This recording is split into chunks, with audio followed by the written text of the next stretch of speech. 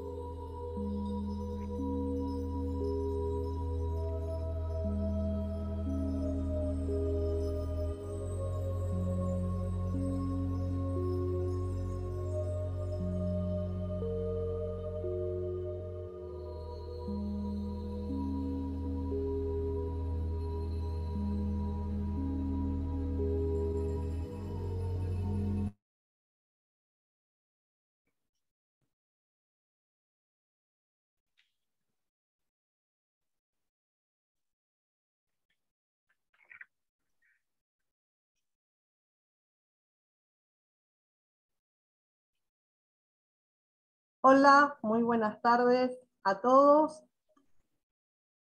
Les damos las bienvenidas. Me voy a presentar, soy la doctora Claudia Silva y en nombre del Instituto ELEVAN, Estudio y Legado en Valores Nacionales, le damos la bienvenida a la disertación convocada para el día de la fecha. Les contamos que el Instituto ELEVAN nace de la idea de un grupo de argentinos apasionados por la educación y la difusión de los valores nacionales, en el entendimiento que en estos conceptos se forja el presente y el futuro de nuestra patria. Marca nuestro camino el legado de hombres que, como el general José Francisco de San Martín, entendieron que la ilustración y el fomento de las letras son las llaves maestras que abren las puertas de la abundancia y hacen felices a los pueblos.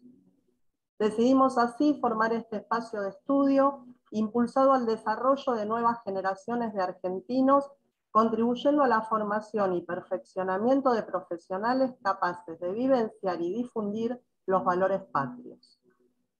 No son ajenas a nuestro objetivo las cuestiones que se suscitan hoy en el plano internacional. Los disertantes que nos acompañan y tenemos el honor de presentar, entre los cuales se encuentra el presidente del Instituto ELEVAN, coronel mayor retirado Gabriel Camilli, nos ilustrarán el conflicto de la guerra en Europa, el fin de la posmodernidad, desde el punto de vista histórico-filosófico, militar y armamentístico. Les anuncio que los micrófonos van a permanecer silenciados hasta terminar las disertaciones y que por medio del chat podrán realizar las preguntas que estimen convenientes, las que serán leídas al finalizar las disertaciones.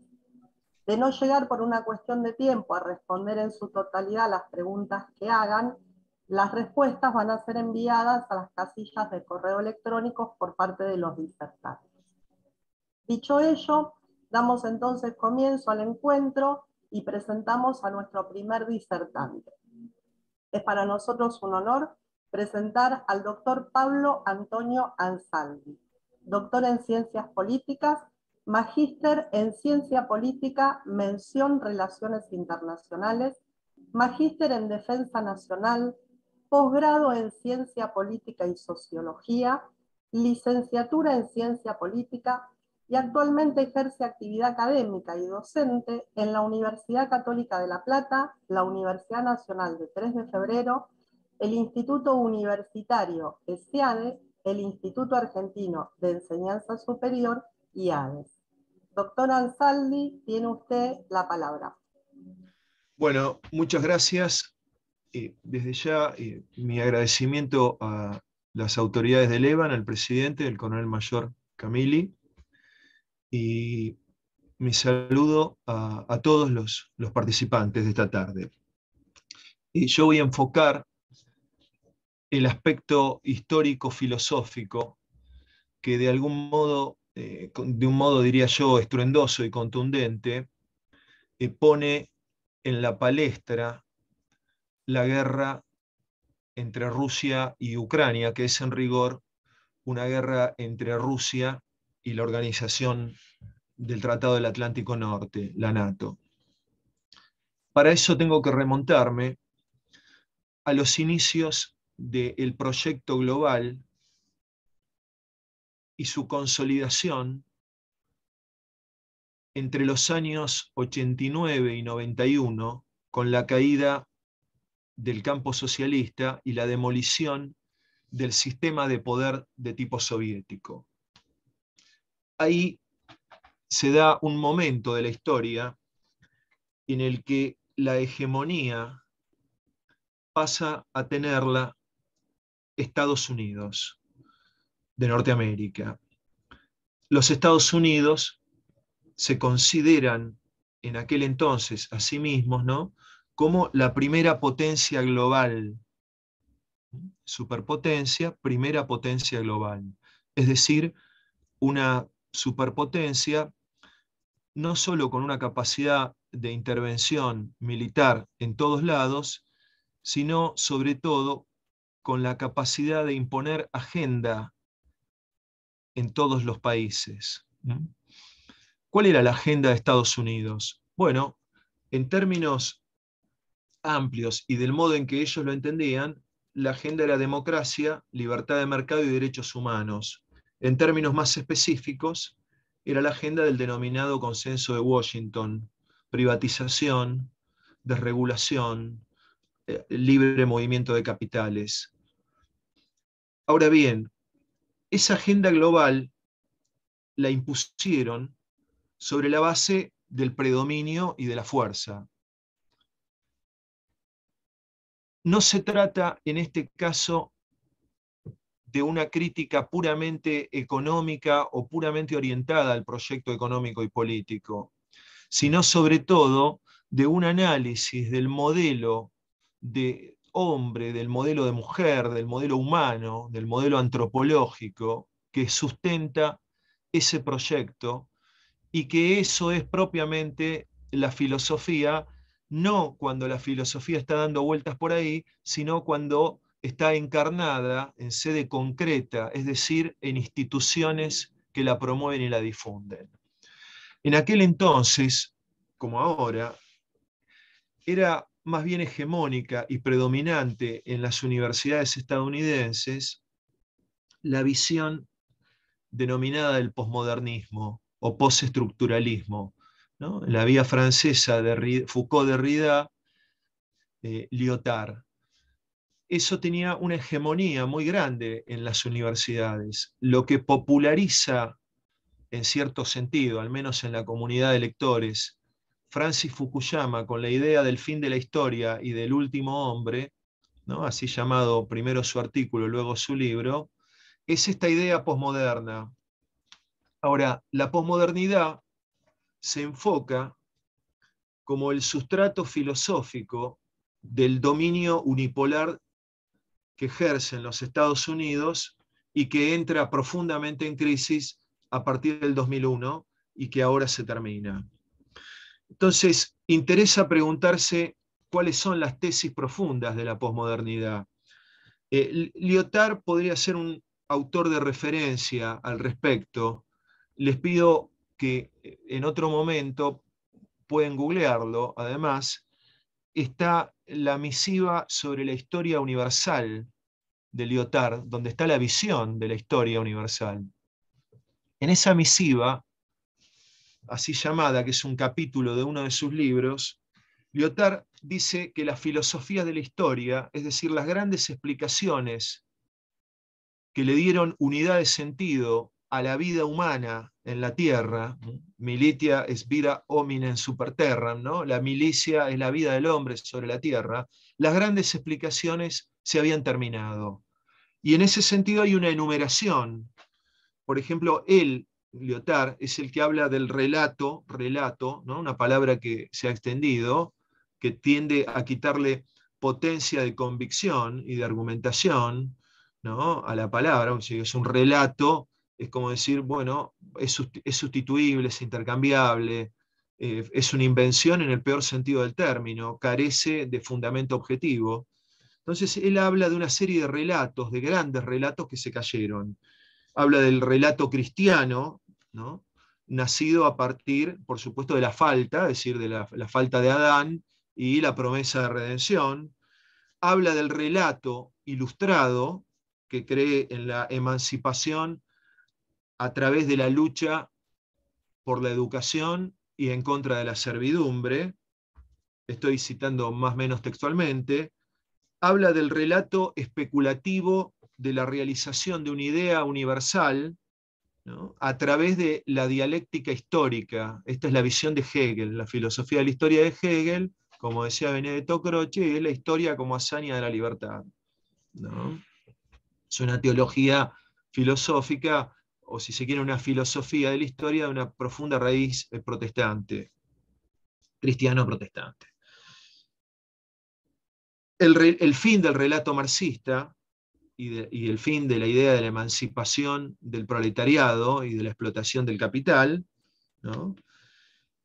Y también el fin del relato capitalista del progreso a través del desarrollo económico, del desarrollo productivo y la superación de la pobreza. Entonces, dado estos 5 relatos que él establece que caen, es la hora del último hombre. ¿Qué es el último hombre? El último hombre es una figura que está en el Nietzsche, en el Así habló Zaratustra de Nietzsche, que consiste en una persona despojada de fines, una persona dedicada puramente a vivir en el plano de los estímulos, a vivir, a consumir y poco más. Entonces, el modelo antropológico, es decir, el modelo humano que acompaña a esa unipolaridad, es un individuo estrictamente consumista, sin fines ni trascendentes ni políticos, negador de la gran tradición filosófica, religiosa e histórica. Ese proyecto, en la medida en que la historia comienza a escribirla la supremacía de una única superpotencia global que impone su agenda a todo el mundo, ese proyecto despoja al ser humano, recuerdo el artículo de Foucault, El hombre ha muerto, ¿no? Despoja al ser humano, a la persona, de su verdadera naturaleza, que es la libertad en la historia. La naturaleza humana es la historia. No son ni los pajaritos, ni los perritos, ni las ballenas. Porque la libertad humana se da necesariamente en la historia. Si uno recuerda la República de Platón, va a notar que hay 3 dimensiones en el orden de los fines. Eso pasa a la ética a Nicómaco de Aristóteles, ¿no? Un nivel básico de satisfacción elemental y corporal, un nivel intermedio, que es el nivel político, lo que podemos llamar inmanente, pero que puede preparar lo trascendente, y un nivel trascendente. Eso es borrado, es decir, es borrado la capacidad de actuar en el nivel político y es borrada la capacidad de, a través de una vida determinada, virtuosa, etcétera, acceder a la contemplación, tanto a la contemplación filosófica como a la contemplación religiosa, estética, etcétera. Y entonces viene un mundo de pequeños relatos, no hay más gran relato, hay pequeños relatos sin sentido que reposan en las individualidades sueltas, en ocurrencias, ¿no? Y ahí es una era que eso está acompañada por los medios de comunicación, por intelectuales, en general literatos, que son retóricos, diría Aristóteles, es decir, que buscan más convencer que argumentar racionalmente. Entonces, ese es el proyecto posmoderno. Por supuesto que la realidad lo ha ido cuestionando en los hechos. Un primer gran cuestionamiento es el que hacen los propios Estados Unidos y la propia OTAN cuando decide el bombardeo a Serbia por fuera del sistema de Naciones Unidas en 1999. Luego viene el gran atentado a las Torres Gemelas, la invasión a Afganistán, que fue respaldada por Rusia en aquel entonces, y finalmente la gran mentira de las armas de destrucción masiva que Irak no tenía, la invasión a Irak, y luego otras, que fue en aquel momento, ahí sí, Rusia con Putin se opone también Alemania y se opone Francia en ese momento, ¿no? Y luego, y esto lo hace básicamente Francia, Inglaterra y Alemania, apoyados por Obama, la invasión de Libia y la destrucción de Libia. En los hechos, el realismo, es decir, la idea de instrumentar el poder para jugar los propios objetivos, siguió operando. Y la idea global de un mundo de tontos anulados fue quedando arrinconada como un proyecto cultural, hegemónico, ¿no? Tendiente cada vez más radicalizado al punto tal que en la última fase del posmodernismo, en el que está el Partido Demócrata estadounidense como la vanguardia mundial, es el poshumanismo, la reingeniería sin ningún fundamento de la condición natural, psicológica de las personas. Ese poshumanismo, naturalmente, que es está orgánicamente concatenado con un nuevo método de producción, que es el capitalismo de diseño. Seres humanos de diseño para un capitalismo de diseño, frente al viejo Fordismo, ¿no? Entonces, el problema de fondo, que es lo que se está cayendo, es el sistema filosófico con el que Estados Unidos, sus universidades, sus intelectuales orgánicos, Fukuyama, quisieron imponer en el mundo. Y eso se nota en el Asia, por ejemplo, donde Lee Kuan Yew padre, que es el padre de la patria de Singapur, padre de Lee Kuan Yew actual, a pedido de los chinos, escribió los Asian Value, los valores de Asia. Y también se nota con claridad, por supuesto en el Medio Oriente, pero claramente en la recuperación de los valores tradicionales rusos por parte de Putin. Putin había sido un funcionario de Yeltsin, ¿no? Había sido jefe de la casa presidencial de Yeltsin, había acompañado el proyecto democratizador y liberal, pero vio que todo eso terminaba en un caos. Y el mismo Yeltsin finalmente lo vio. Putin plantea la recuperación del sistema tradicional de valores ruso.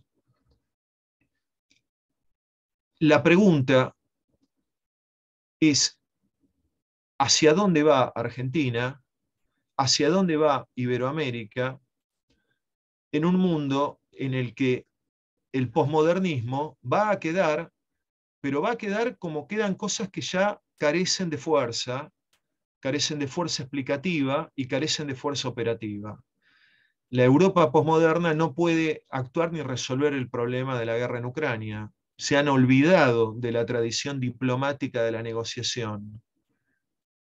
Quieren a toda costa perseverar en el proyecto que sostiene un estilo humano tendiente a lo poshumano. Y eso es virtualmente paralizarse desde el punto de vista político y desde el punto de vista estratégico.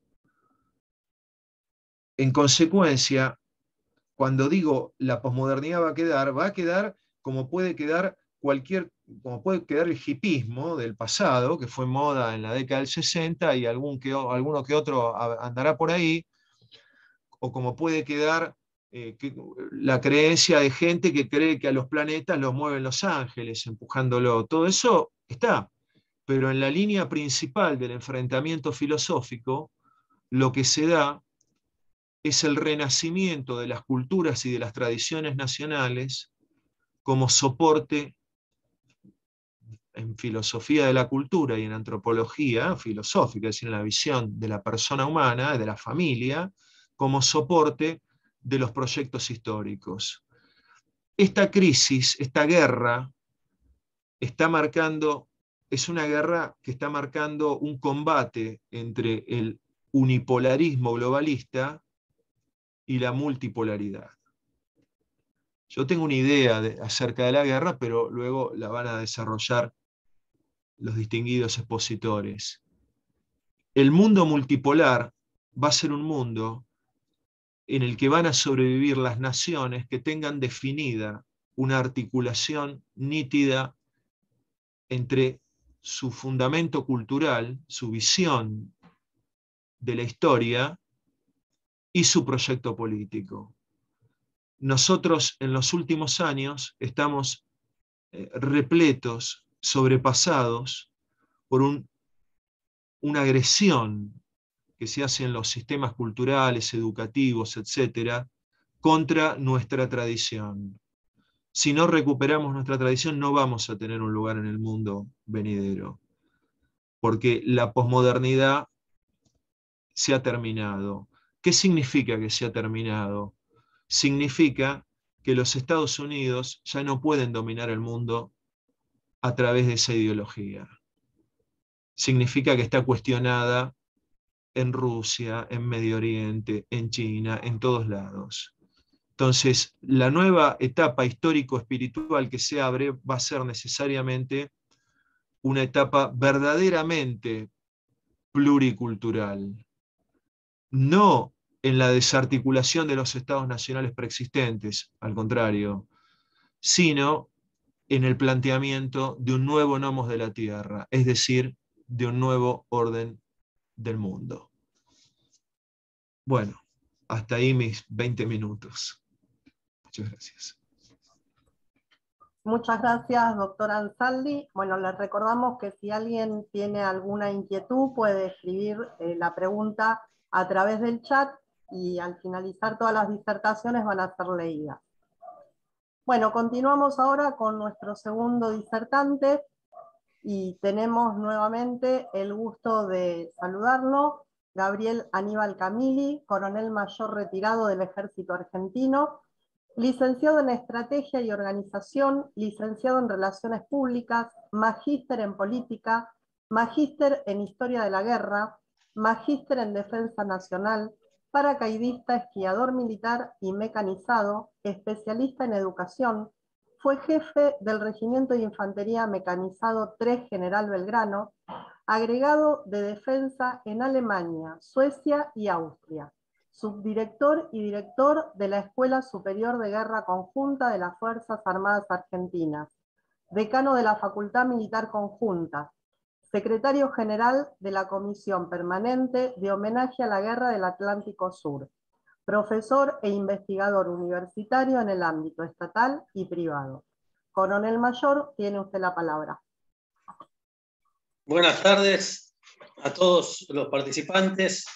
Un saludo especial a los camaradas de Junín de los Andes y de Formosa que nos están escuchando al completo, aprender sobre este tema. Agradecer al doctor Pablo Ansaldi en primera medida este marco que hemos pensado juntos, el marco filosófico político, para darle referencia a esto que está sucediendo, que es un momento histórico, sin duda, como lo ha señalado recién el doctor Ansaldi, con el cual coincidimos plenamente. Y lo que hicimos es estratificar de esta manera, hablar del más alto nivel de la conducción filosófica política del problema. Yo voy a tratar de explicar el tema militar, el tema estratégico militar y estratégico operacional, y en el diseño de este panel hemos agregado una cuestión que no es menor, que es la cuestión de la técnica, a cargo del teniente coronel en actividad Julio Palacio.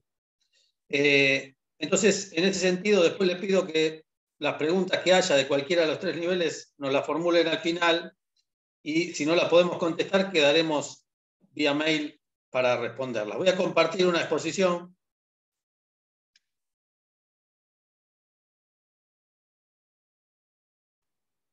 Ahí me dirán si se está viendo bien. Se ve perfecto. Bueno, muy bien. Muy bien. ¿Por qué puse este mapa antiguo, primeramente, en forma necesaria? Porque algo dijo recién Pablo,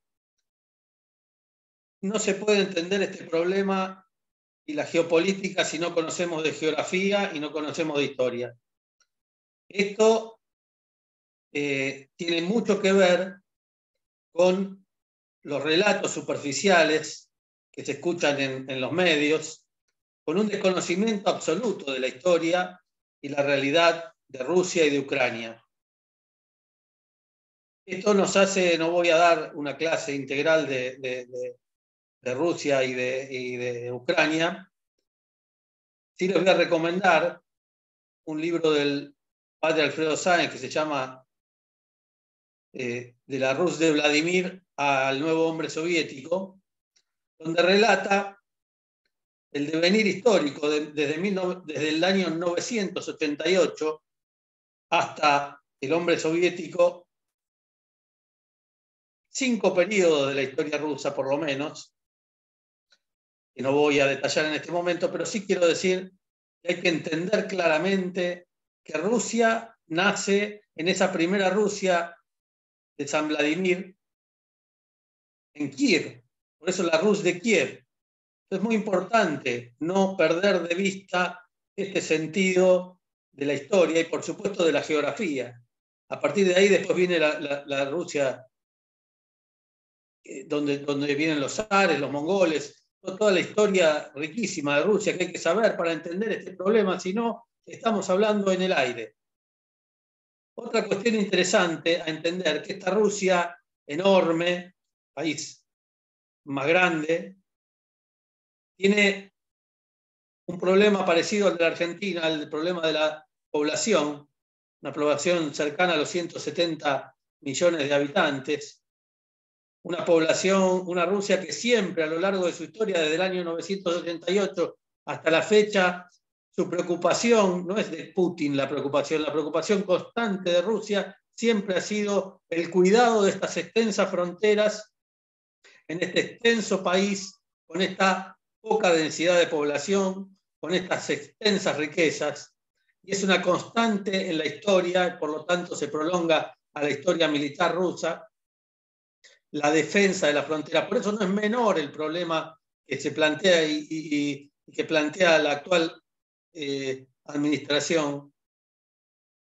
Ahí vemos en este mapa que quise poner a propósito para ir entrando en tema, la Europa en un verde claro, la Europa representada antes de la caída del muro de Berlín, en un verde oscuro todos los países, desde Estonia en el norte hacia Bulgaria, Montenegro en el sur, todos esos países que estaban dentro de la esfera soviética o de la esfera de la llamada cortina de hierro.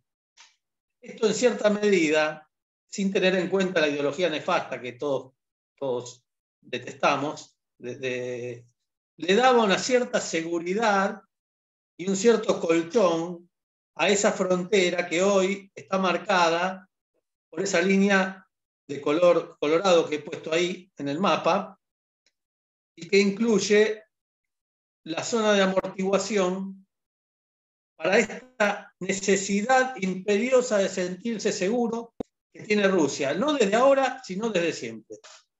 Finlandia y Suecia son países que hacen amortiguación porque no están pegados a los miembros de la OTAN, se mantienen en una zona interesante de neutralidad. Belarus y Ucrania también estaban en este sistema, Georgia por el sur.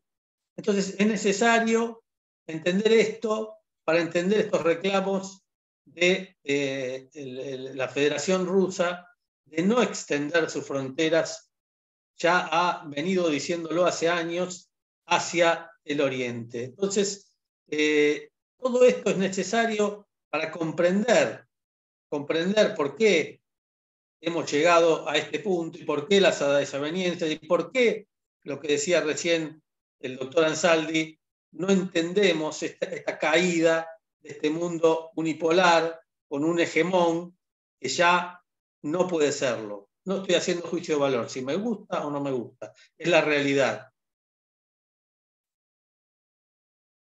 Una declaración del canciller Lavrov, que es un canciller que yo vengo siguiendo desde mi estadía en Alemania hace muchos años, me parece una persona sumamente interesante como político. Recuerden que yo fui agregado de defensa en Alemania, Austria y Suecia del 2014 al 2016, y ya esta persona era una personalidad importante y respetada en la Europa de ese momento. Lavrov dice, la situación actual es histórica, hay una batalla por cómo será el orden mundial. No solamente lo dice la parte rusa, sino también lo dice la parte de la OTAN, o lo que podemos llamar, si queremos darle un nombre, Occidente actual.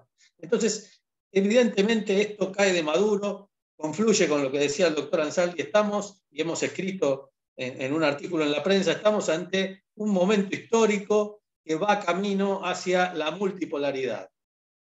¿Por qué hacemos estas especulaciones? No por gusto, porque, como decía también recién, la Argentina tiene que buscar su camino y no dejar de andar como una brújula sin norte hacia cualquier lado.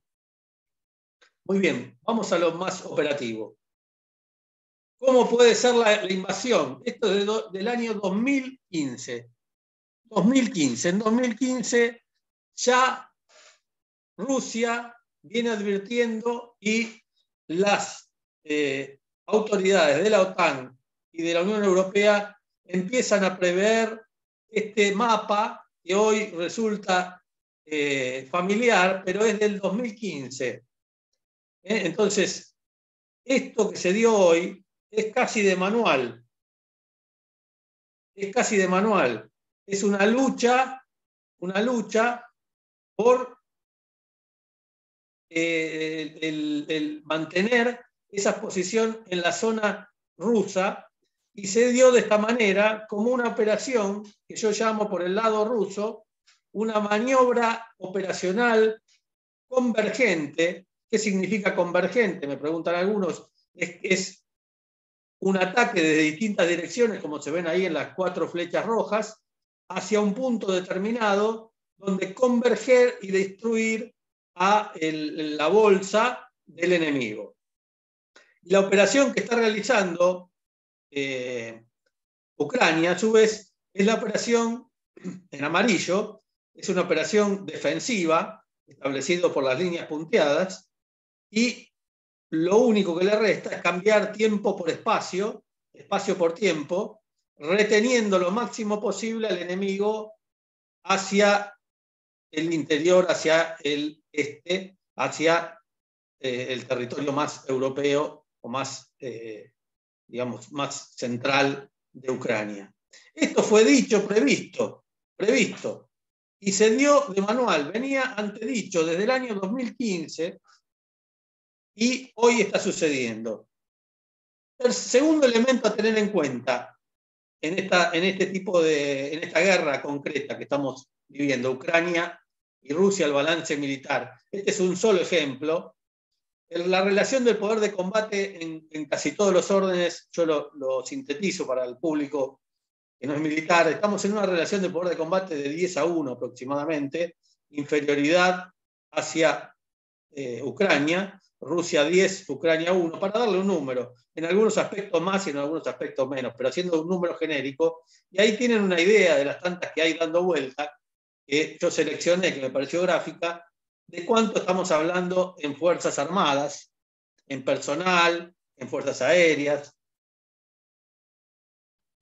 Fuerzas Navales, destructores, vehículos de combate, tanques, etc. Esto le da una relación de poder de combate impresionantemente alta para Rusia.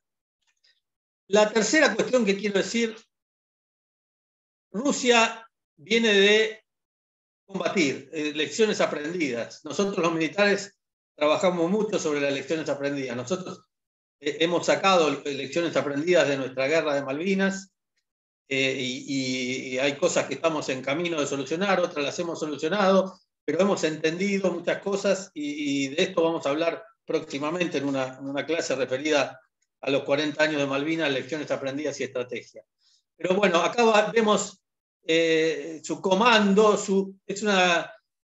lo que quiero decir que son tropas experimentadas, no son improvisados, ni están jugando como nos quieren hacer ver en algunos aspectos, ni unos ni otros, ni Ucrania ni Siria. Por favor, nos llevemos al nivel de la simplificación técnica de decir, no, bueno, estos son una cosa, estos son la otra, poniendo motes. ¿Acaso estamos hablando de Fuerzas Armadas profesionales? Acá, siguiendo distintas fuentes, la que me parece más seria es este estudio, Centro de Estudios para la Guerra, que actualiza habitualmente.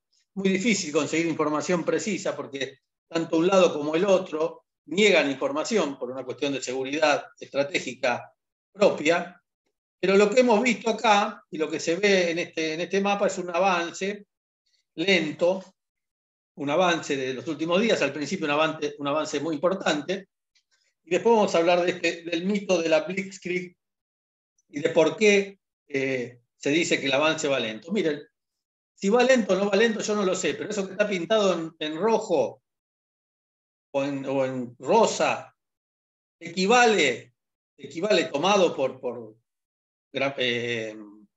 Rusia a Ucrania en este momento, que básicamente es la zona ruso parlante.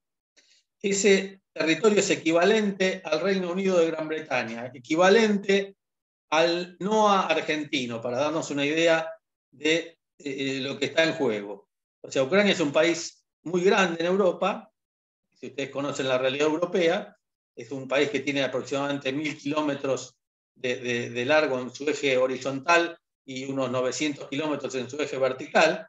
Es muy amplio para las magnitudes europeas, a lo mejor para las magnitudes argentinas no, pero sí para las europeas.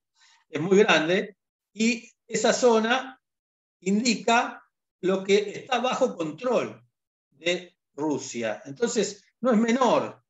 Hoy estamos en el día 30 de la guerra. Por eso, la concepción operacional inicial rusa, como digo yo, y se mantiene hasta el día de la fecha, es una maniobra ofensiva aeroterrestre convergente sobre los puntos que acabo de determinar, y la maniobra operacional defensiva ucraniana es una maniobra de detención o retardo que puede evolucionar hacia un retardo si tiene que ir cediendo terreno a medida que las fuerzas rusas van avanzando. Ahora, estos dos puntos que acabo de nombrar, las maniobras estratégicas operacionales ofensiva y defensiva, miren, las tengo certificadas por distintos medios y la misma, por medios oficiales casi ucranianos, habla de este tipo de maniobra que yo estoy presentando, que por otra medida no es extraño, porque una relación de poder de combate de esa manera, lo único que puede hacer es el defensor es cambiar tiempo y espacio y tratar de ocasionarle la mayor cantidad de daños al enemigo de manera tal de desgastarlo y, si llegado el caso, destruirlo en alguna oportunidad.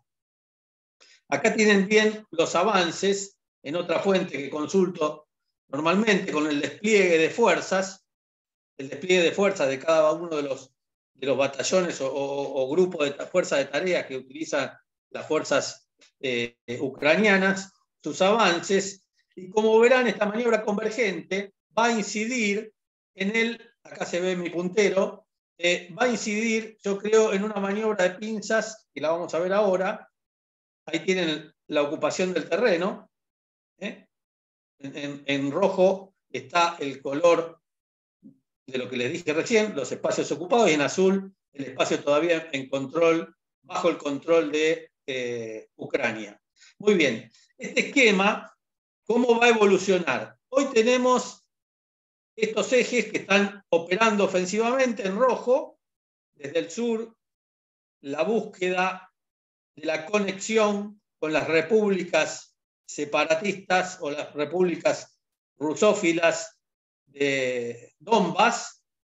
Esto es muy importante porque, si ustedes se acuerdan, al principio de la guerra acá había un corte entre la parte rusa. Esto le otorga una continuidad estratégica a Rusia para tener una continuidad en el espacio, como se ve en la placa anterior, que haya una sola continuidad terrestre, porque si no antes tenían que ir por el mar.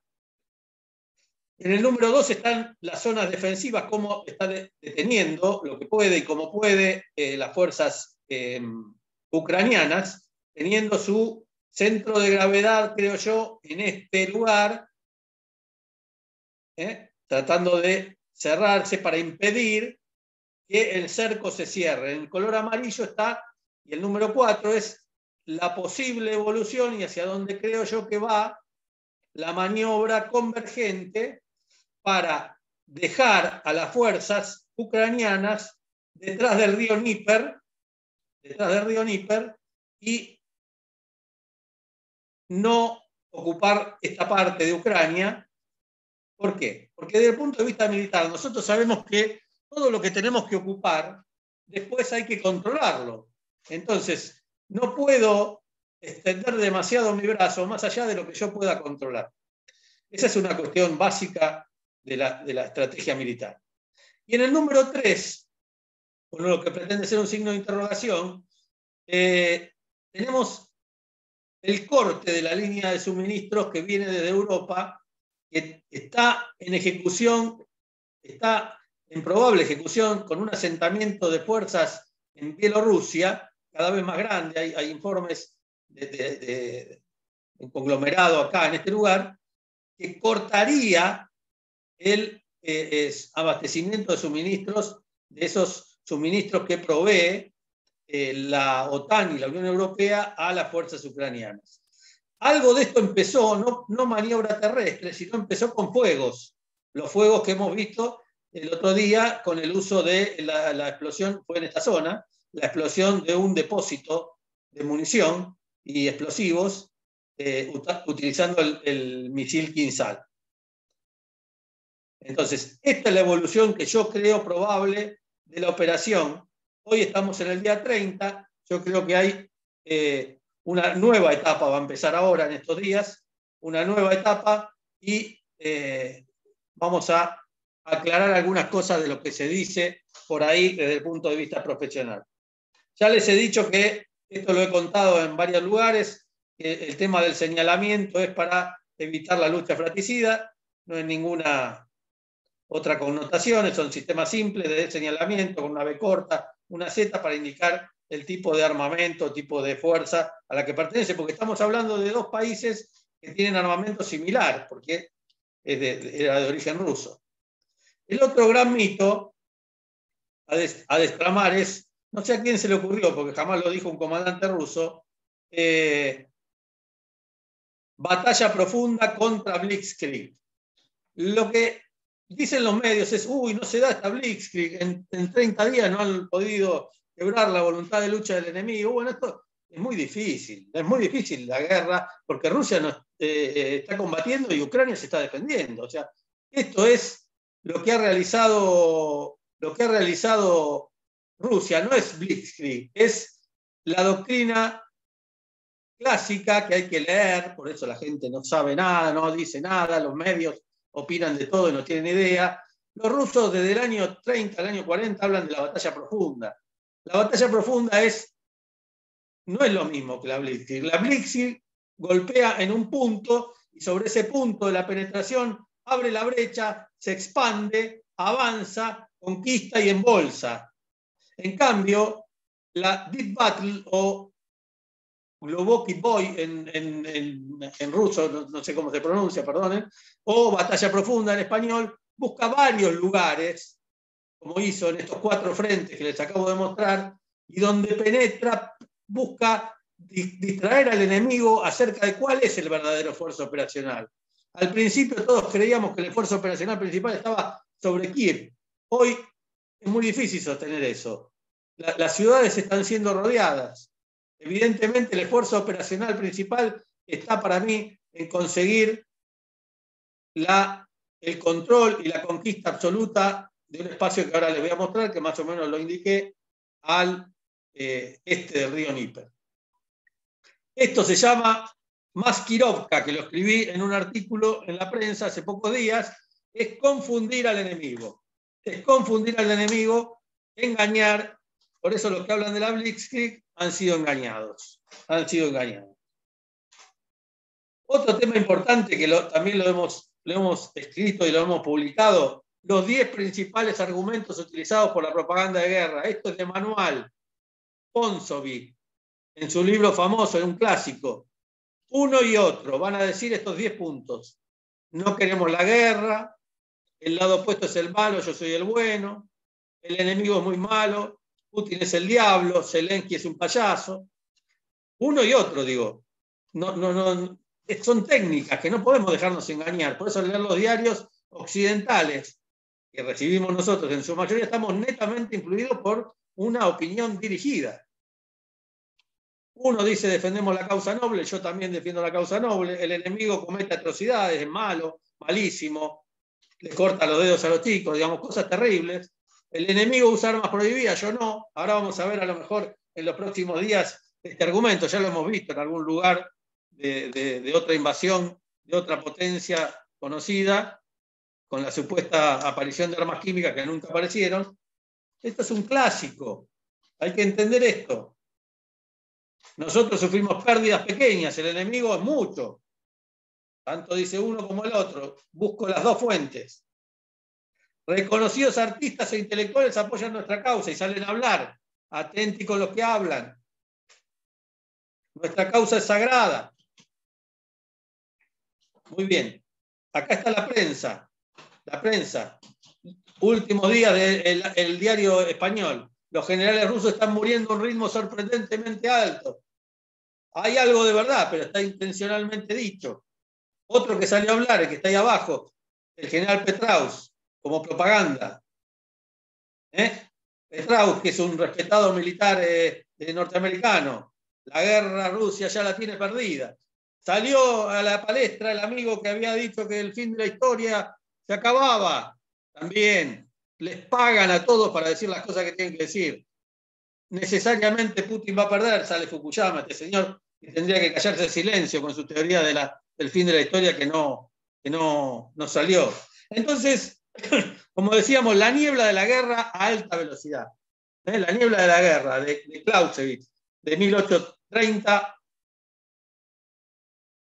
de 1815 a 1830, hoy es la niebla de la guerra a alta velocidad. Los discursos de los presidentes marcan los objetivos políticos de la guerra. Está dicho, desmilitarizar y desnazificar. ¿Qué quiere hacer con desmilitarizar? Cuando a un militar le dicen, si me lo dijeran a mí, usted es el comandante, tiene que desmilitarizar. Hay que destruir destruir o quitarle la voluntad de lucha al ejército enemigo. Se acabó, esa es la misión.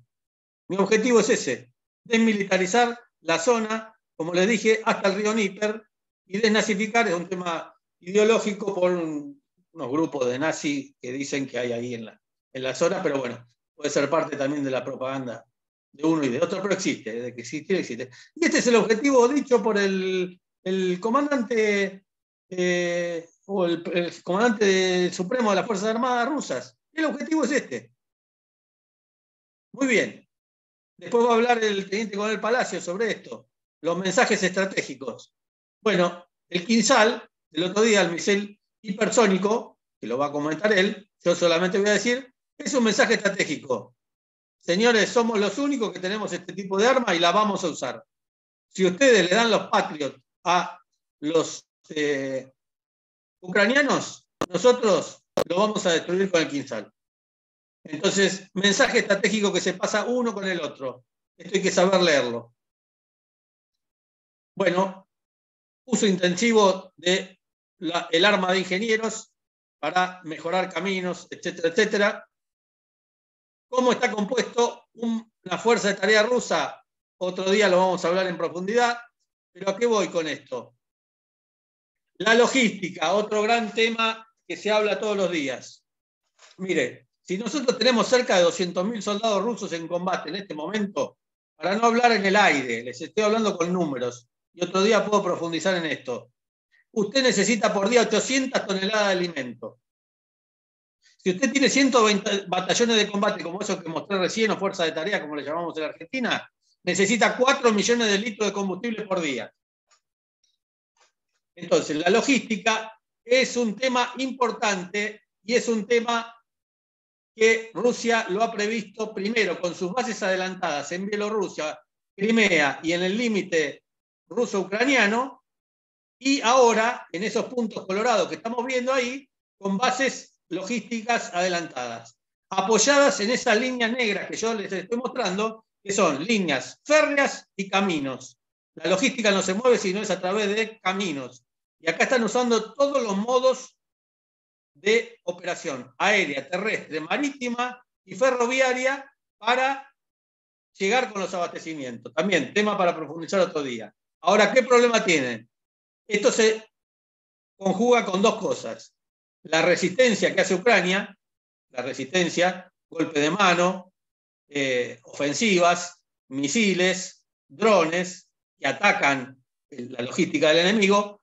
¿Para qué? Para bajarle la moral. Soldado que no come, por 2 o 3 días está en problemas.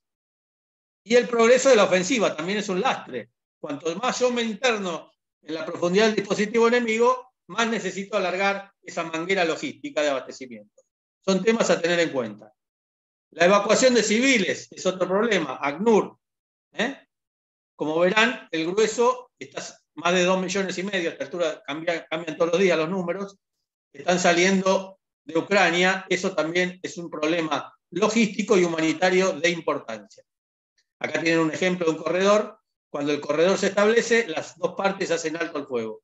Este se ha surgido hace unos días y se ha respetado. El Mar Negro y el Mar de Azov. ¿Por qué traigo esto a colación? Porque el dominio del Mar Negro hoy es ruso.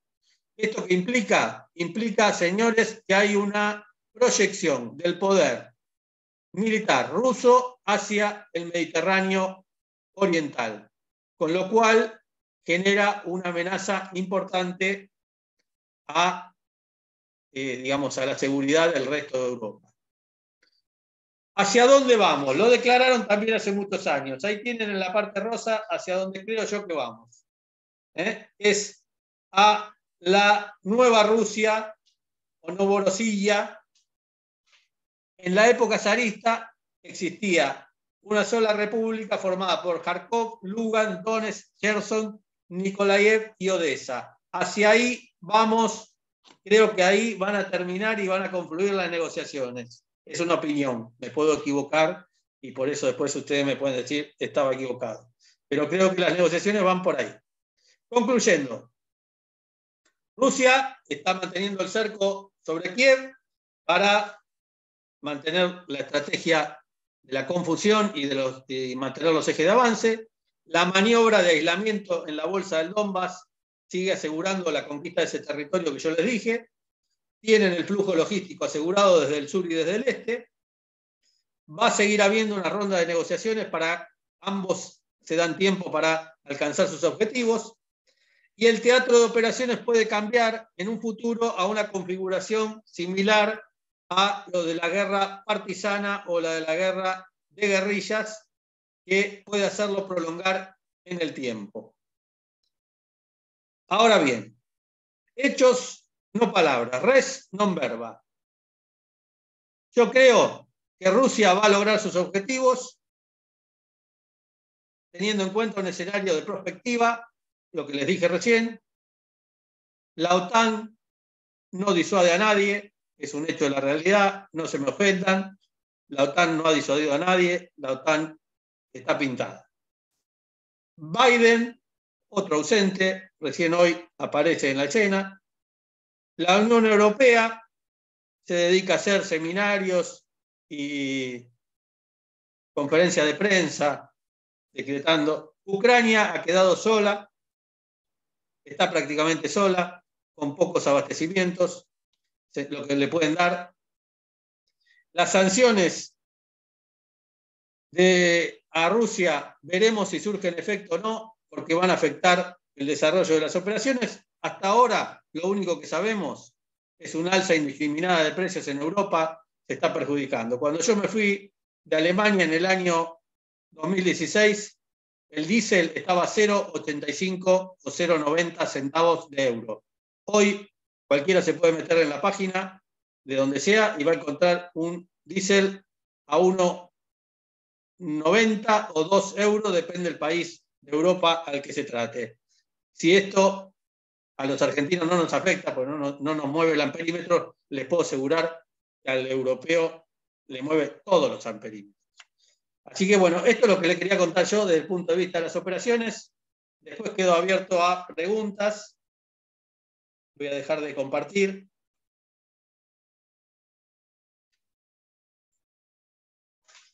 Bueno, muchas gracias. Disculpen si me pasé, pero bueno, es mucho lo que hay para contar.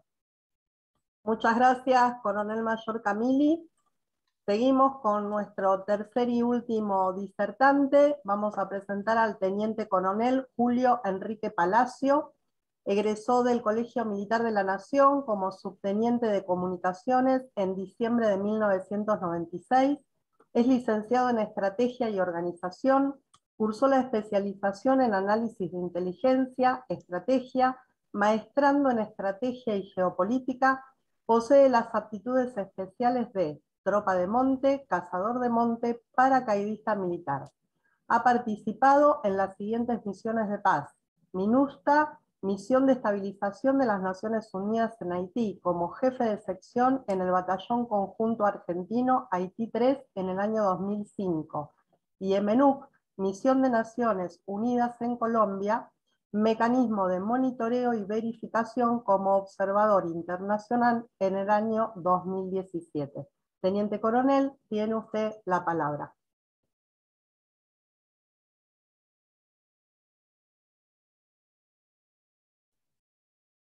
Ahí lo habilité para que pueda, ahí está. Ahí está. Bueno, muchas gracias. Buenas tardes a todos. Muchas gracias, mi coronel mayor, por la invitación. Me encontré el privilegio de poder compartir con nuestros camaradas y nuestros oyentes el estado del arte, de lo cual a nosotros nos interesa, que es la guerra. Lo que voy a expresar son los medios militares que están empleando Ucrania y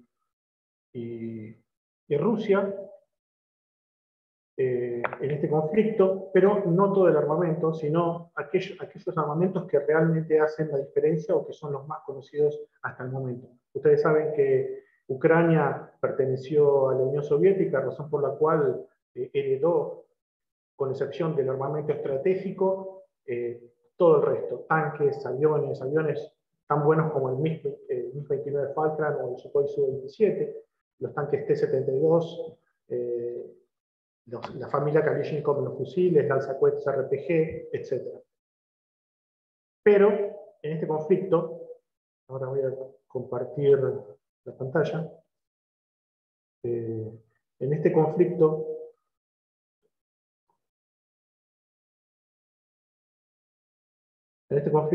existen, como sabemos, una gran asimetría entre lo que el poder militar ruso y ucraniano.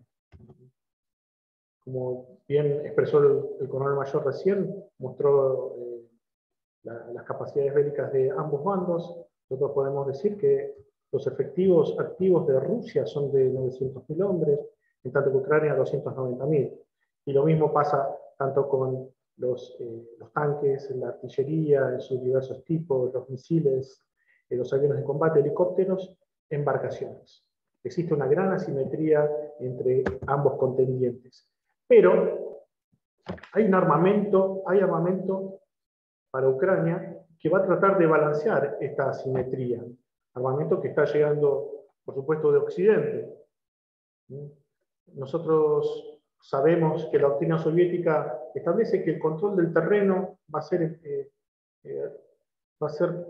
a través de los medios aéreos, especialmente los helicópteros pesados. Por eso el desarrollo del Mi-24 JIM o el Mi-35 o el Mi-8 Oplita, que poderosamente artillados permitieron a las tropas soviéticas controlar territorios. Y esta técnica la utilizaron en Afganistán durante su ocupación de la era soviética y ahora nuevamente lo están haciendo en Ucrania. Y la respuesta de Occidente fue la misma que en Afganistán, el Stinger. El Stinger es un misil antiaéreo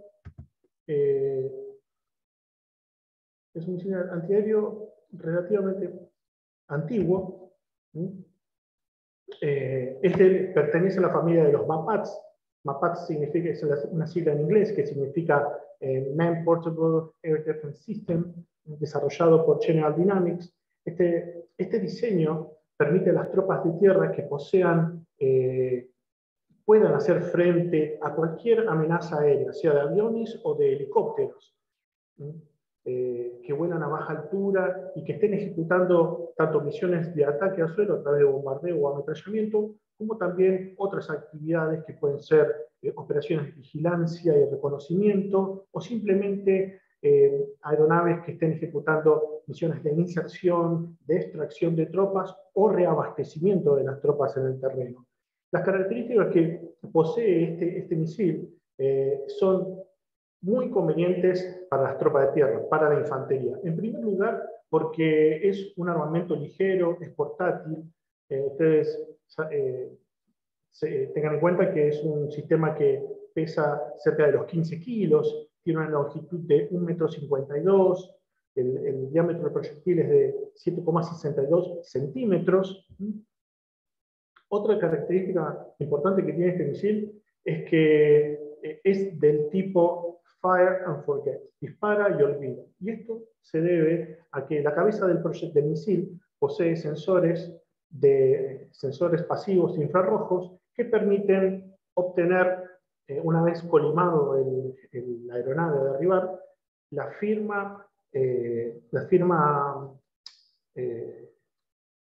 que deja el calor, la firma que deja la radiación, la firma infrarroja que deja la tobera de la aeronave, y es lo que guía al misil hasta hacerle el impacto.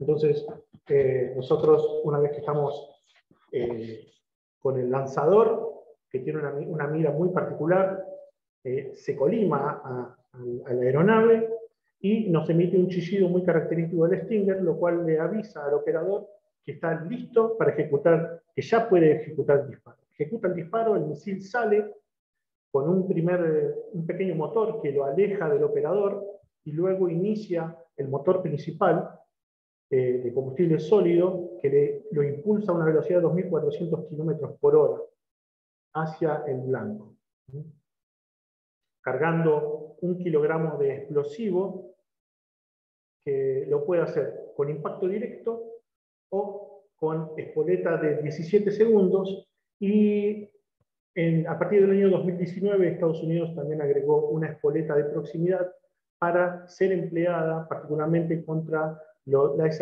aeronaves no tripuladas. Bueno, Otra de las características que tiene fundamentalmente este lanzador para los elementos de la infantería es que es operado desde el hombro y por un solo hombre. El Stinger ha demostrado que a lo largo de los años y en su paso a través de los distintos campos de combate a lo largo de la geografía mundial, que es extremadamente eficaz contra las aeronaves. Ese buscador que utiliza ese buscador de infrarrojos pasivo que fija el calor del escape de los motores, una vez que está colimado en la aeronave, es muy difícil que estando a menos de 11.000 pies, 3.500 metros aproximadamente, no sea derribado. Fue utilizado también, un dato que fue utilizado en Malvinas por el SAS británico, derribando un Pucará el 21 de mayo del 82, y también derribaron los mismos SAS, el 30 de mayo derribaron un helicóptero Puma SA-330 que transportaba personal de la compañía Comando 602, puntualmente los comandos de gendarmería. Algunos autores nos dicen que el Stinger es el responsable de la mitad de los derribos que sufrieron los soviéticos en Afganistán.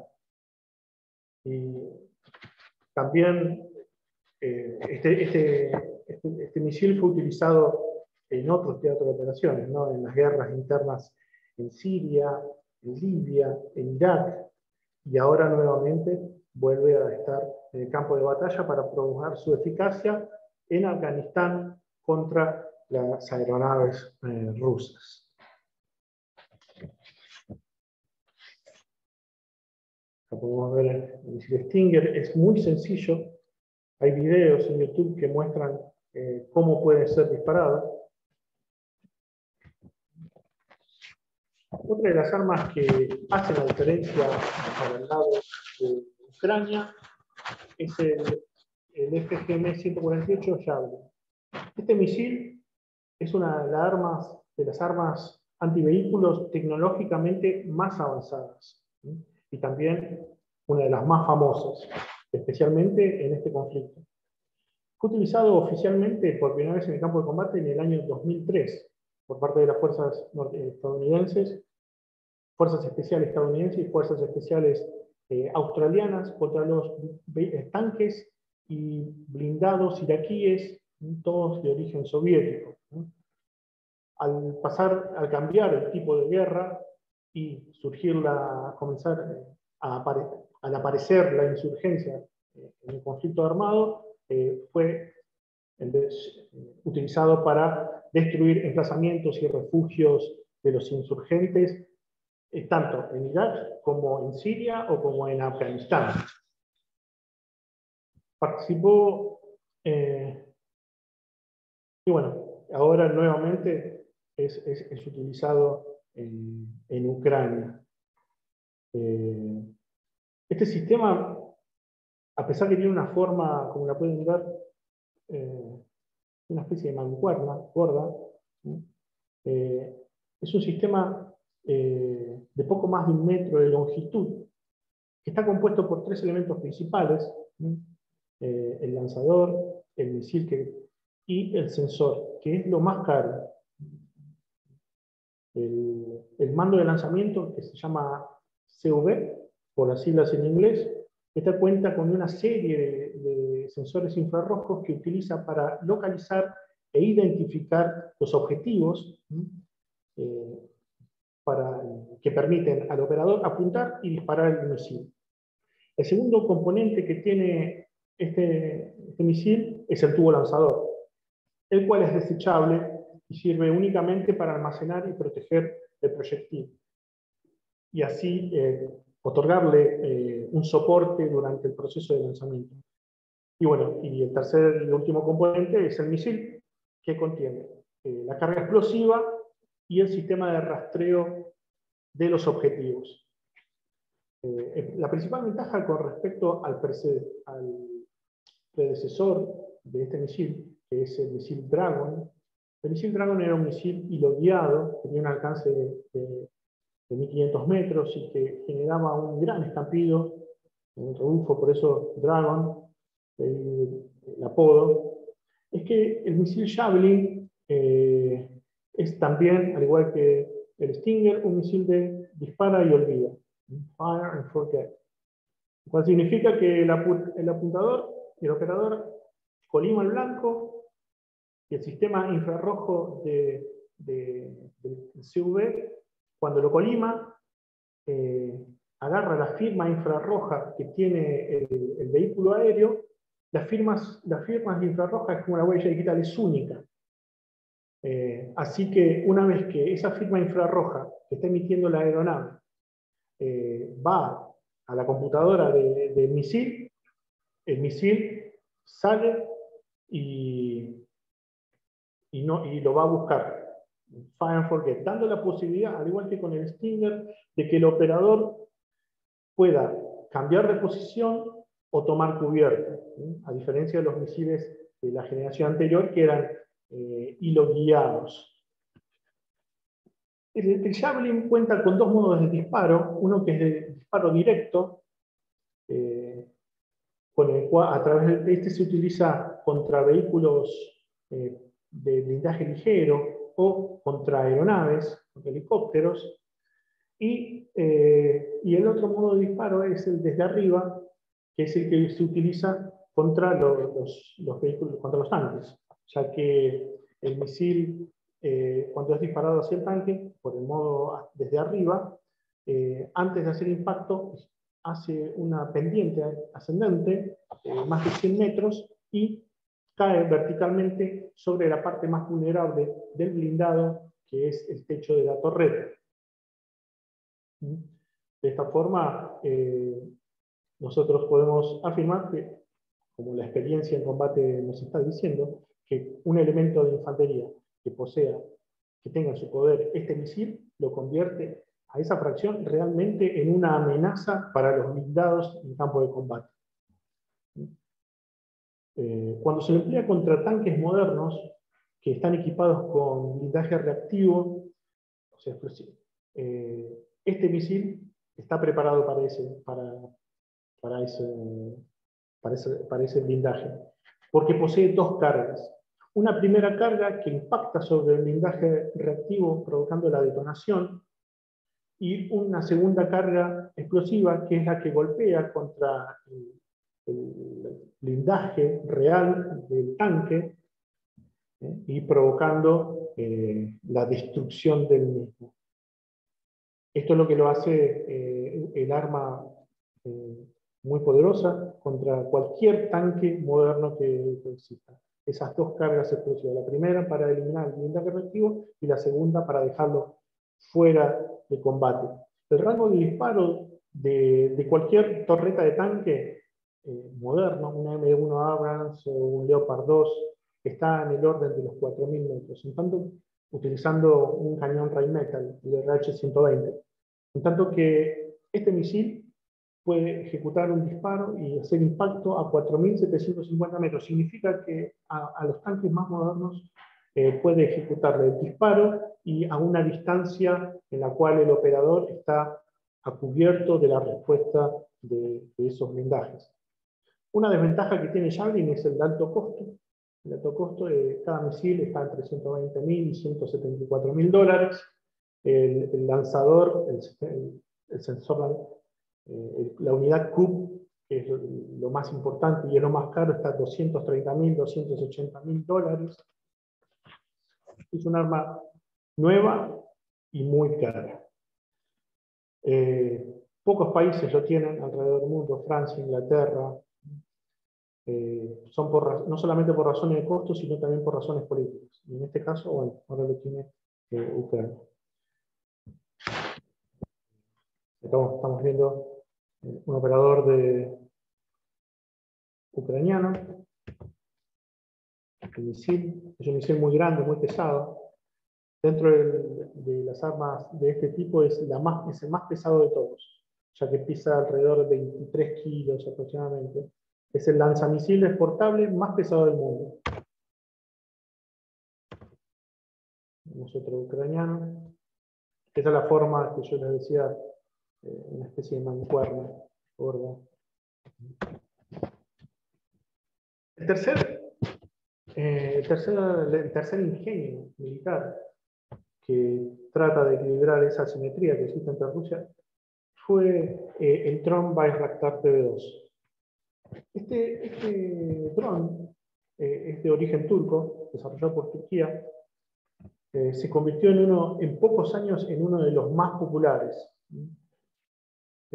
Permitió a los ucranianos destruir tanques, artillería, atacó columnas de vehículos logísticos, de combustible, incluso atacó sistemas de defensa antiaérea como el afamado Panzer.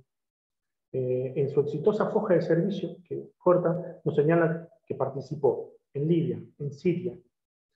Tuvo un exitoso despliegue en la Segunda Guerra de Nagorno-Karabaj en manos de Azerbaiyán en el año 2020. Y bueno, al inicio de las operaciones que inició Rusia el 24 de febrero, tuvo como respuesta el empleo de los Bayraktar que había comprado Ucrania, dificultando el avance de las tropas rusas. Uno, cuando ve a este dron, es una aeronave pequeña, mide 6,5 metros de largo, tiene 12 metros de envergadura, pesa la mitad de peso de sus homólogos occidentales, muy livianito.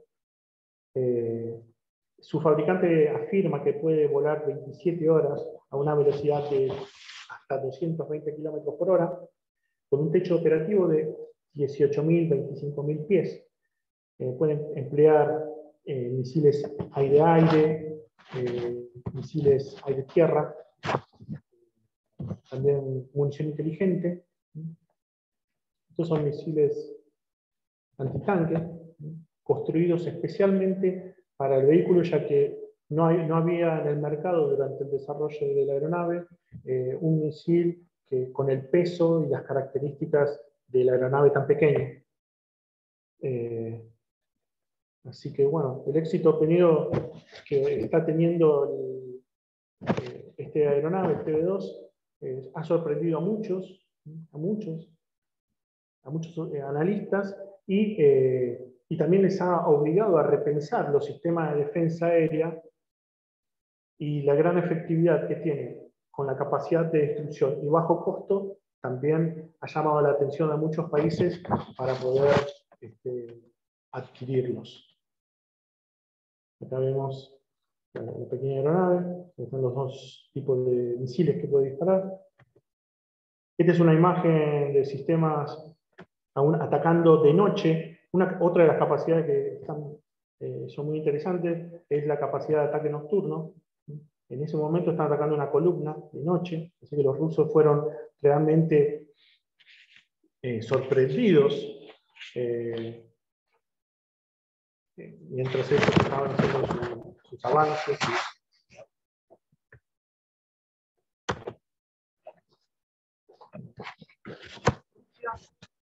Es uno de los principales exportadores de armamento del mundo, como ustedes saben, y en esta guerra hay armamento que puede destacarse por parte de ellos y que es de nuestro interés. El primero es, como comentó el coronel mayor, es el misil hipersónico de mediano alcance Kinsal. Este misil es la próxima generación de armas, ya que puede volar a velocidades excepcionalmente altas. Pero no solamente eso, sino que tiene una maniobrabilidad y la altitud de operación que lo hace muy difícil de rastrear e interceptar. Y lo convierte casi como un elemento imparable, como un arma imparable. La designación es KH-47M2 Kinsal, que en ruso significa daga. Este misil entra dentro de la clasificación de misil balístico de lanzamiento aéreo, con capacidad de transportar una carga convencional de 500 kilos, o una carga antibúnker, o una carga nuclear táctica. La plataforma es un vehículo, un arma necesita como plataforma de lanzamiento una aeronave, se utilizan 2 aeronaves, como estamos viendo en la foto, que es un MiG-31, o del Tupolev Tu-22. Las aeronaves lo que hacen es darle mayor o menor alcance en el lanzamiento de la... bueno, esta arma estratégica está diseñada para proyectar su poder sobre objetivos que pueden ser instalaciones nucleares enemigas, importantes centros de mando o grandes ciudades también. Lo que convierte las capacidades que tiene este misil no fueron que eran capacidades no confirmadas, fueron vistas el 18 de marzo, como mencionó el coronel mayor, 18 de marzo de este año, cuando el Ministerio de Defensa ruso confirmó el bautismo de fuego de este misil. Y fue empleado para destruir un depósito de munición subterráneo fortificado que estaba en las afueras de una ciudad de Laitín, en una región, en la región este. Esa zona es zona limítrofe entre varios países, Ucrania, Polonia, Eslovaquia, Hungría, Rumania, razón por la cual es el lugar por donde vienen los abastecimientos de Occidente. Y es un lugar vigilado, como nos comentaba también recién el coronel mayor. Teniente Palacio, sí. Perdón que lo interrumpa, estaríamos llegando al tiempo de la exposición. Bueno, muchas gracias. Bueno, entonces este vehículo alcanza velocidades hipersónicas entre 12.000 y 14.000 kilómetros por hora, aproximadamente son 4.100 metros por segundo. Una de las causas por las cuales los países occidentales temen, digamos, es porque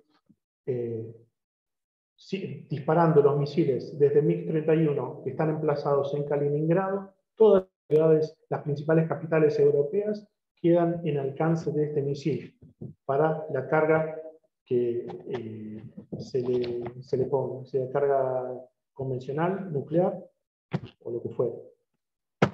Bueno, entonces este es el armamento que más o menos lo que hace es equilibrar y se destaca dentro de este conflicto. Después el resto del armamento, como ustedes pueden ver en los noticieros, tanto de la parte occidental, Panzerfaust 3 antitanque, el C-90 español, en el lado británico, como armas antitanque. Son muy importantes las armas antitanque porque ustedes saben que las fuerzas rusas se basan el poderío principal terrestre en los blindados.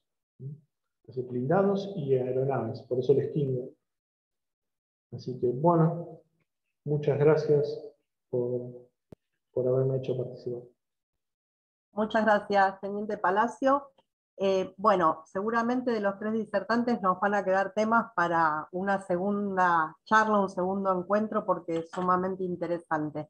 Abrimos el espacio a preguntas, las voy a leer de acuerdo a cómo las fueron formulando. Gabriel de Sens pregunta para el doctor Ansaldi: ¿en qué medida cree que el intento globalizador ha influenciado el resurgimiento de muchos pueblos a refugiarse en sus valores tradicionales? Tal vez países como Rusia o Polonia ven con preocupación el vaciamiento de las tradiciones de Europa y su reemplazo por otros que creen negativos. Doctor Ansaldi.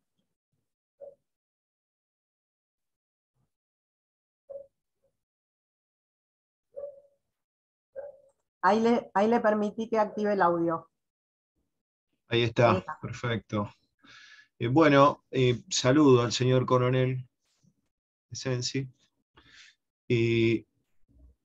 La primera pregunta es sobre la globalización. ¿En qué medida? ¿Me la podría repetir, por favor? Sí, cómo no. ¿En qué medida cree que el intento globalizador ha influenciado el resurgimiento de muchos pueblos a refugiarse en sus valores tradicionales, Tal vez países Sí, como sí. Rusia o Polonia, bien.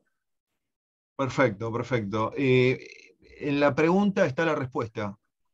El proyecto de globalización tiene muchas dimensiones, pero no es, voy a usar un término filosófico, un universal infinito. No existe eso. No es algo infinito. Es un proyecto político. Político. Tiene, por supuesto, dimensión financiera, económica, etc. La agresividad del modelo cultural, es decir, del modelo de persona humana, del modelo de familia, del modelo de comunidad, que ha ido mostrando ese proyecto globalizador, nos remite a una consecuencia tardía, en parte, creo yo, del Mayo francés. ¿En qué sentido lo digo? Que los que protagonizaron el Mayo francés se transforman, que eran jóvenes rebeldes en aquel entonces, existencialistas franceses, ¿no? Franceses, y en varios lugares hubo mayos, se transformaron en los gerentes del fin de la historia y de las corporaciones financieras, etcétera, etcétera, de las ONGs, ¿no? Esa agresividad global es la que lleva a los países y en sus áreas culturales a afirmarse en las tradiciones. ¿Para qué? Para supervivir y preservar el modo de existencia. Ojo, una tradición no es una cosa congelada. Una tradición es un sistema o un conjunto de costumbres, un ethos general, una serie de fines que vienen con beneficio de inventario porque van cambiando, pero se preservan y se retienen núcleos sólidos, fundamentales. Nosotros sabemos, acá por ejemplo, un pseudohistoriador habla del mito de la nación católica. Argentina, bueno, no todos son católicos, pero si yo digo Irán, el mito de la nación islámica, bueno, no es tan mito, no serán todos islámicos. De hecho, en Irán hay cristianos y hay algunos, creo que es en número de 5.000 judíos, pero pertenece al área islámica, como Argentina pertenece al área católica, del mismo modo que no pertenece al área budista, ¿no? Uno no podría decir Argentina, un país del área budista, aunque haya budistas. ¿Cuál es el problema? Entonces, frente a esa agresividad y el desplome de las ideologías, se retorna a la tradición, es decir, se reactualizan las tradiciones como sistemas nuevos de posibilidades. Eso empieza, ese movimiento, bueno, nosotros lo hemos visto en Medio Oriente con el islamismo, en sus distintas variantes, en Asia, con los valores de Asia, China, China comunista, con Grano Salis, y Singapur, ¿no? Dictados por Lee Kuan Yew, ¿no? Los Asian Bailu, tradición, la comunidad por encima del individuo, respeto a los mayores, y así en cada lado, ¿no? En los componentes europeos también hay que hacer alguna distinción. Cuando se habla de la palabra, la voy a introducir yo, nacionalismo, ¿no? Una cosa es el nacionalismo argentino o iberoamericano, que tiende a ser un proteccionismo económico y una identidad frente a Estados Unidos en general o frente a la cosa frente a los estilos musicales, culturales, etc. Lo que Brzezinski dice que es medio torpe eso, pero es atractivo para la juventud, ¿no? Frente a esa contracultura, en lo material y en lo espiritual. Otra cosa es el nacionalismo en Estados Unidos, que es más bien la reafirmación de la tradición de los padres fundadores y de la Constitución. Y otra cosa es el nacionalismo europeo, que es un nacionalismo de signo ideológico étnico. Digo ideológico porque todas las etnias están mezcladas. Hoy se sabe, se puede comprobar científicamente. Si una persona cree que es serbio o croata, de sangre pura, hay que meterlo con un chaleco de fuerza en el manicomio, porque está demostrado que no es así. Sin embargo, se percibe así. En Europa los nacionalismos son contra alguien y tienen una tensión y una intensidad mucho más fuerte en el sentido tendiente a la violencia y al morbo, ¿no?, que en Iberoamérica o que en Estados Unidos. En Estados Unidos el nacionalismo es un patriotismo constitucional, ¿no? Son, como señala Hannah Arendt, son versiones distintas. Ahora, sin duda que la ofensiva es muy grande y se da en los sistemas educativos, culturales, en la presión que existe, etcétera, etcétera, de los organismos globalistas, y eso hace que los pueblos, o ciertos pueblos, ciertas identidades, ciertas élites, se reafinquen en sus valores tradicionales. Pienso, por ejemplo, en Orbán. Orbán fue un neoliberal que se transformó en un conservador cultural en Hungría, ¿no? Por ejemplo, lo que en Rusia es la doctrina Kasirov, que era hacer todo lo que Estados Unidos ordenaba en los años 90, acá era la doctrina de Guido Di Tella. ¿Cuál fue el mérito? Aplicar una agenda impuesta. No hubo ni concepto de interés nacional ni de interés comunitario, ninguno, durante la presidencia de Menem.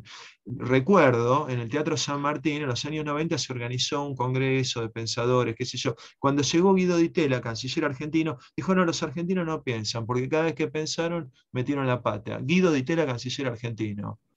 Digamos, esa fase nefasta está terminada, ¿no? Entonces la tarea está terminada en un sentido, ¿no?, en el sentido de que ya no puede generar más frutos, más que la imposición por la fuerza, ¿no? Entonces los pueblos, las élites, el caso de Orbán ha sido un caso espectacular, porque es como si Domingo Cavallo de golpe se transforma en un representante de la cultura y la identidad argentina, iberoamericanista, una cosa virtualmente imposible, ¿no?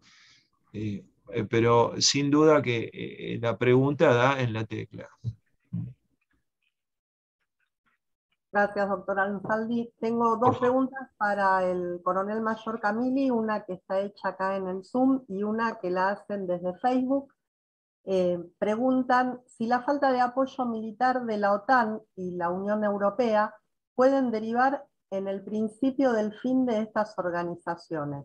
Esto sumado a la continua y progresiva decadencia de Occidente en valores, cultura y principios. Bueno, voy a ensayar mi respuesta. Una desaparición, como un poco en sintonía con lo que decía el doctor recién, las cosas no terminan de morir, digamos, están ahí y sí denotan y nos interpelan de que son organizaciones que no están cumpliendo con su misión o el objetivo para los que han sido creados. También lo vemos en muchos casos en otras organizaciones, que son estas organizaciones supranacionales que buscan un mundo ideal, como el mundo de la Sociedad de las Naciones, que cayó en la imposible, ¿no? No entender este problema es un problema, creo que el doctor Ansaldi lo dijo bien claramente, es un problema filosófico, digamos. Ahora, como organización, tanto la OTAN como la Unión Europea, en lo concreto, no creo que vayan a desaparecer, sino que han quedado debilitadas, se pueden replantear el reacomodarse, pero hace también un poco a la escala de valores, ¿no? Uno que ha vivido en Europa ve esa sociedad opulenta, vaciada de valores y de contenido, que es muy difícil vaya a un desafío a no ser que su propio bolsillo, su propio estómago corra peligro. Entonces, pedir un sacrificio por Ucrania, la verdad, suena un poco difícil, excepto esos grupos, digamos, románticos que van a pelear como lo hicieron en otros lugares, en otras guerras, que tienen otras motivaciones que creo yo que pasa por la aventura o por el gusto, por la pelea, pero no por una vocación de servicio o una identidad con un valor a defender. Estas organizaciones se van a tener que cuestionar, ya se lo deben estar cuestionando, su validez. Desde el punto de vista práctico, uno ejerce la disuasión cuando el otro no se anima a hacer algo que lo puede perjudicar. Voy a dar un ejemplo concreto. El caso de Argentina y Gran Bretaña hasta el año 82.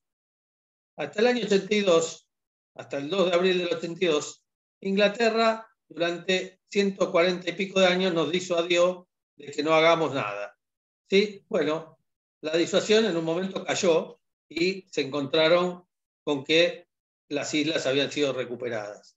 Entonces, la disuasión es válida si es creíble, ¿sí? Si hay una comunicación adecuada, y en este caso, evidentemente, la conducción política de la Federación Rusa no se vio disuadida, y de hecho en estos 30 días no siente la disuasión de una organización como la Unión Europea o la OTAN.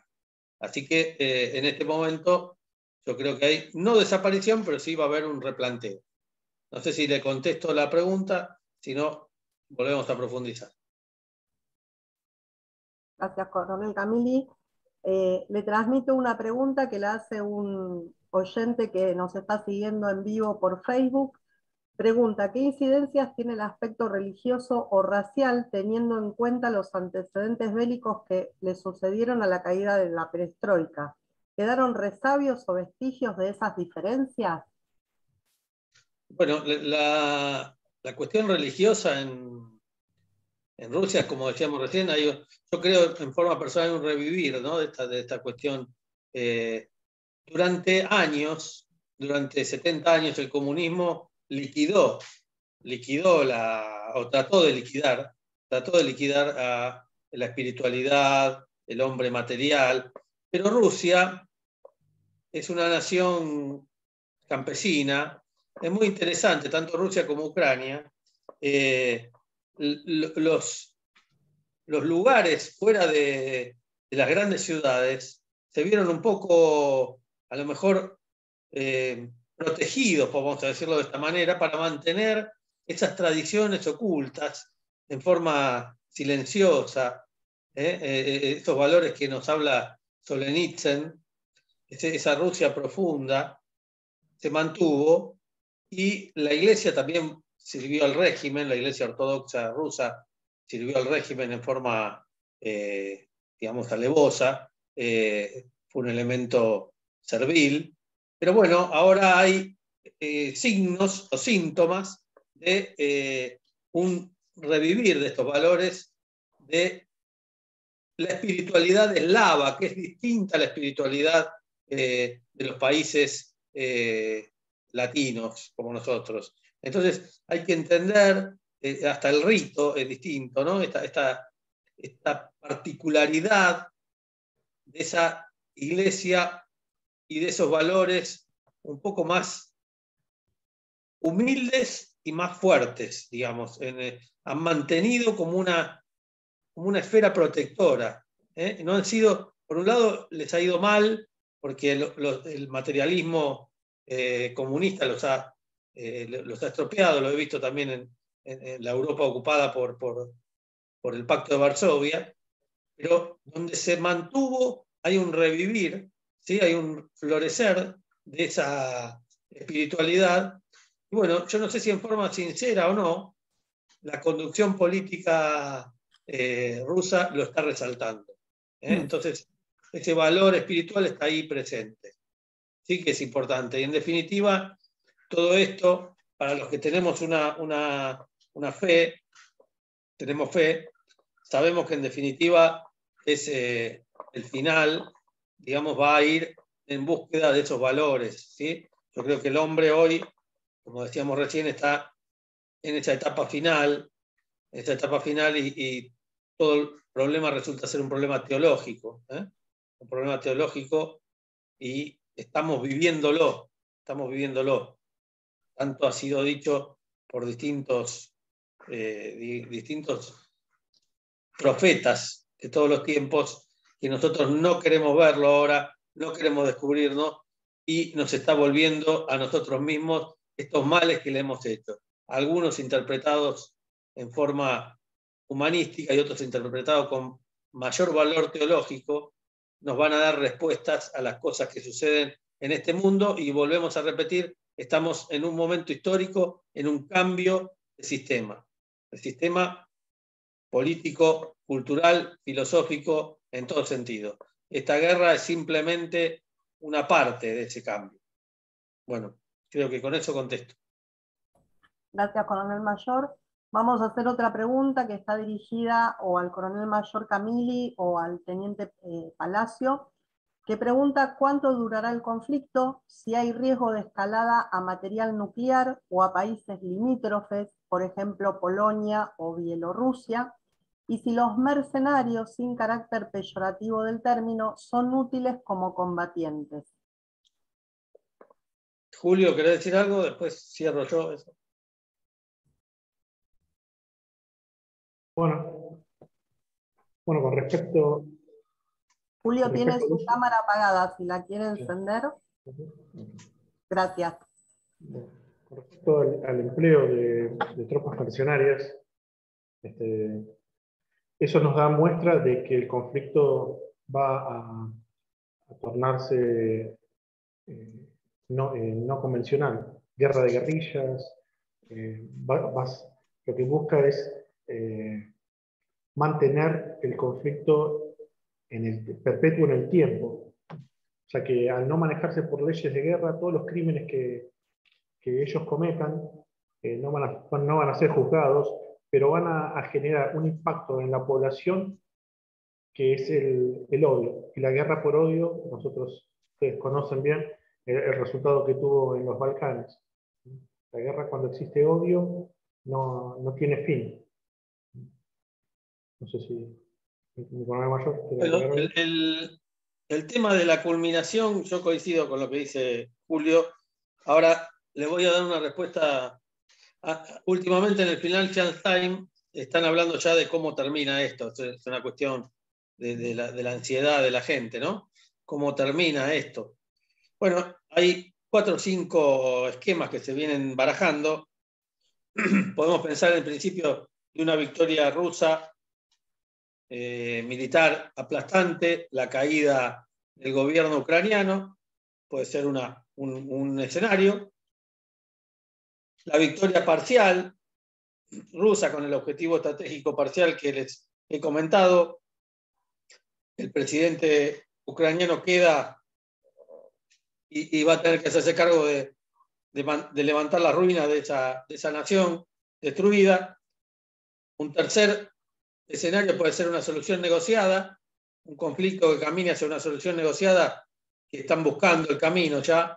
Lo que pasa es que entre estas naciones, cuando hablan del Papa Francisco, hablan de ¿qué negociador puede aparecer acá que sea escuchado por las dos partes? Es muy difícil, porque la religión católica no es sumamente observada. Así que la solución negociada es un tercer camino. Creo que es posible. Después una guerra rusa-OTAN más amplia. Realmente es un camino, es un escenario que lo plantean recién, pero la descarto. Nunca digas nunca, pero bueno, no la veo posible. No le conviene a nadie, ni a un lado ni al otro. Y por último, un escenario casi de fantasía, la retirada rusa y cae Putin y se desploma la ambición rusa. Me parece que los caminos van hacia las tres primeras opciones. Y lo que le digo es esta negociación para dejar a esa nueva Rusia como un Estado autónomo o dependiente y mantener, es lo que le conviene a todos, digamos. Yo creo que vamos a terminar así en una cuestión. Evolución del conflicto en cuanto a lo bélico, bueno, ya lo dijimos también en un artículo, y lo dijo el teniente coronel Palacio recién, de prolongarse mucho más, necesariamente va a una guerra, a una cuestión tipo Siria. Pero no estamos en Oriente, estamos en Europa. Entonces, no sé a quién le va a gustar tener un ambiente conflictivo como el de Siria en el patio trasero de su casa. Así que también eso hay que tenerlo en cuenta. Estos son los ensayos de la respuesta que puedo dar en este momento. Bueno, muchas gracias a los 3 disertantes. Quedan en el chat un sinfín de preguntas que tenemos los mails de todos ustedes, así que por una cuestión de tiempo las vamos a enviar a la casilla de correo electrónico que nos dejaron. Yo les voy a compartir ahora una pantalla que tiene que ver nuestras redes para que nos sigan o nos hagan las consultas que estimen conveniente a través del mail, del Facebook, de Instagram o de la página web. Todas las respuestas van a ser enviadas por cada uno de los disertantes. Lo que les voy a anunciar es que, bueno, el Instituto Elevan, con la presentación que hicimos al inicio, el 2 de abril va a lanzar su primer diplomatura que tiene que ver con Malvinas, educación y valores. Va a comenzar en el mes de mayo. Toda la información les va a llegar a través de los mails o estén atentos a las redes sociales. Agradeciendo la participación de todos los oyentes, tanto en Zoom como en Facebook, que salimos en vivo, agradeciendo profundamente la participación del Teniente Palacios, del Coronel Mayor Camilli, del Dr. Ansaldi.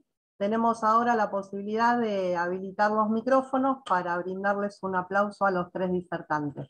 Muchas gracias y muy buenas noches para todos ustedes.